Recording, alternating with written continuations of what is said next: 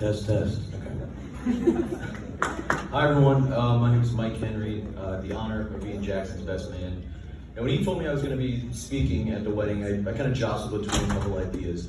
The first option was to come out with just a heartfelt and genuine speech, kind of from memory. No real plan. I would just look at Jackson and Mal and know exactly what to say.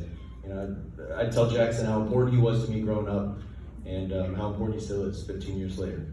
And of course, how important Mal and how happy we all are that they're in their lives. The second option is just a kind of a typed out script, essentially, one to try to get a few cheap laughs, not very authentic. So for me, the decision was kind of a no-brainer.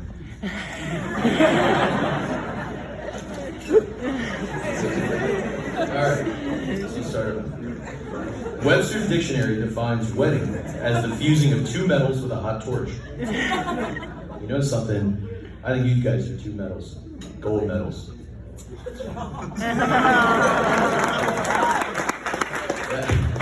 I won't subject you to any more of that. That's a quote from The Office. When they told me I was going to be speaking, I had to jam that in. So I thought, why not begin? Jackson and I go all the way back to third grade. We lived 5 houses apart on the same street and spent practically every day together through high school. When we went to different colleges, the frequency of hanging out certainly fell, but our bond didn't. Jackson was one of those friends where we could be in different parts of the world for an entire year, but when we reunited, we just picked right back up where we left off. I like to think Jackson and I served as a stabilizing force of permanence in each other's lives. You know, as new opportunities arose and paths took us in different directions, we had each other to lean on, to help the dust settle. I've seen a lot of relationships come and go, but I've always known that Jackson, regardless of the distance or the time between seeing each other last, would be that permanent force in my life. All the laughs, the experiences, and the adventures reacted to form an eternal bond that I think would be a real challenge to break. So you can imagine my mixed emotions when Jackson asked if I would help him move into his new apartment with his girlfriend. You know, that's a big step. Excitement, of course, dominated the pack, but a sense of nervousness and caution also appeared as my best friend was moving in with someone that I had never met. Wait, they live together? I dropped the ball so bad. Proceed, Governor. So I had heard amazing things from friends who had met her already, but I was unsure of how to handle the situation. I wanted to be warm and accepting, definitely not standoffish, but this was a big step and I was coming in kind of cold. So on the day of the move, Austin, Matt, and I, and this is one of their favorite stories, we walked up to the new Cincinnati apartment as they were pulling up the U-Haul. Mal immediately broke the ice. She came right in for a warm and welcoming hug. She was eager to ask me questions about myself and ensured that she'd heard a million stories about me and Jackson growing up. We joked around. She emphasized how important it was for us to start hanging out immediately so we could get to know each other. So to say I was impressed would be, an absolute understatement. She then asked if we minded if she went upstairs to rest for a while, which of course we said, no, go right ahead, we'll take care of it. Mal went up the 2 flights of stairs and Jackson followed behind with the keys, leaving Matt, Austin, and myself alone in the truck. And I remember us just looking at each other, kind of nodding up and down like, I think, guys, she's the one. She could really be the one. As a quick side note, I assess people really, really fast. But anyway, we all felt the same. In our experience, just trying to get a girl to talk and open up to your friends upon first meeting was like pulling teeth. So to see how easy and effortless it was for Mal, I think really spoke to her genuine character and true desire to get to know us. Dude, she's the one, I just feel it. So we refocused our attention to the task at hand, and Austin and I were working our way through the U-Haul trying to find where to start when we came across it. It was the master bedroom dresser. This dresser looked like it was made of wood, but I would have bet all the money in my pocket that day it was made of concrete or some sort of reinforced steel. For how heavy it was impossible to budge. I was sweating just looking at this thing, and we hadn't even started the trek up the stairs yet. So Austin and I start messing around with it, tilting it this way and that, trying to build a strategy when the top drawer flies open, exposing a drawer full, packed to the brim of Mal's clothes. You couldn't have crammed one more shirt in that drawer if you tried, it was so full. So while Mal was, resting upstairs in the air conditioning, a nice summary began playing in my head. This dresser, weighing close to like 2 tons, was packed with an extra 20 pounds of Mal's clothing that she forgot to remove.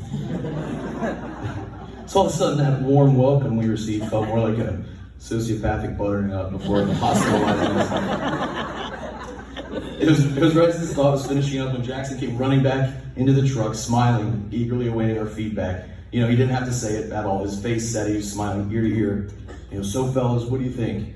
I grabbed his arm and looked him in the eyes and said, she's not the one, man. You can do better. But of course I'm kidding. Mal is such a wonderful fit.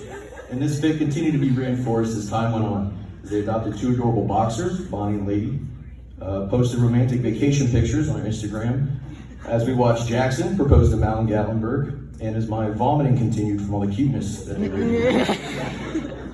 But even 2 years later from that first meeting, I needed to be sure. I'd been Jackson's best friend for 15 years, so I owed it to him to make sure she was truly the right one. You know, that she could truly form an eternal bond just like I had. So I compiled a list of 47 reasons why they were a good fit, but only 3 made the list of critical positives that upped their odds, so I'm gonna read those 3. Number 1, Jackson needs someone he can laugh with. Our entire friendship growing up was built on our ability to make each other laugh. You know, that's just who he is. Jackson can make light of any situation. It's an ability I always wish I had. In my time knowing Mal, she has that exact same ability. The way they make each other laugh is an amazing thing. I knew we were in trouble when I started getting Snapchats from Mal of Jackson dancing with his dogs in the underwear. It was just so clear from the beginning that they knew how to have fun together, and regardless of the stress or turmoil that life brought, they'd have each other to help brighten the mood with laughter. Number 2, a critical aspect of lifelong bonds is the presence of complementary strengths. Jackson and Mal have those in spades. Mal loves to cook, she's very good at it, and Jackson loves to eat. Mal's great at interior designing, picking out new furniture. Jackson doesn't own a single piece of furniture for himself, but he's really good at lifting it. Mal is, you know, stunning, beautiful on the outside, and Jackson's beautiful on the inside. There's a real yin and yang component to the relationship, and that makes it stronger. Someone once told me you shouldn't be with someone who says they need you. You should be with someone who is perfectly fine on their own, but chooses to be with you because you make them a better person. And from my experience with these 2, they're definitely stronger as a unit. And number 3, and finally, Jackson is always on time. I don't know if I've ever told you this, but I think that's my favorite thing about you. Dinner reservations are at 7 o'clock. You can count on Jackson walking in right at 7.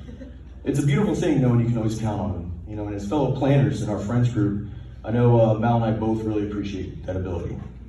This is actually perfect because just this year, Cosmopolitan magazine, which we all know is a recognized medical journal focusing on contemporary love and relationships, published a study that compiled a list of contributing factors to relationships failing. And a major driver for women feeling dissatisfied with their man is that men often arrive prematurely. Took a minute. I read those results and thought, oh my gosh, how perfect. Jackson is always on time. Never late. And I thought this was a really good sign for their marriage.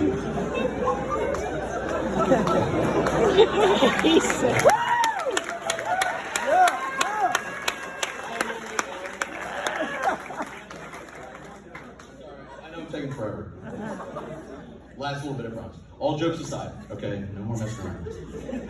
I'm ecstatic to announce that mixed bag of feelings I had at the beginning, the first time I met Mal, is fully dissipated into complete joy. Something I just recently realized is that no matter how many people you have in your inner circle, there will always be one go-to person that you gravitate towards in trying times. And for years, that person for me was Jackson, and I believe I was his. You know, and I'm kind of in unknown territory here because we really shared our feelings with each other growing up. We just always silently knew we had each other's backs. And while our bond will never be broken, and I have no doubt we'll be pals for life, today marks the day to take a step back and make room for Jackson's new go-to. And I'm passing the baton to an amazing candidate. Jackson, you mean more to me than I'd ever be able to tell you. Words fail at a time like this, buddy, but just know I'm forever thankful for your friendship, and I love you very much. And I'm just as thankful for you, Mal, for coming into our lives and brightening our buddy with a lifetime of happiness and love. There aren't many things in life that last forever, but I think you guys have both found the counterpart to an eternal bond. So enjoy the laughs, the support, the adventures, and the love. You have plenty of that to look forward to. You have forever. I love you both dearly. I'd like to do a toast. If you guys would raise your glass. On. Hell yeah. To forever. Cheers. Cheers. All right, a big round of applause for best man Michael, ladies and gentlemen.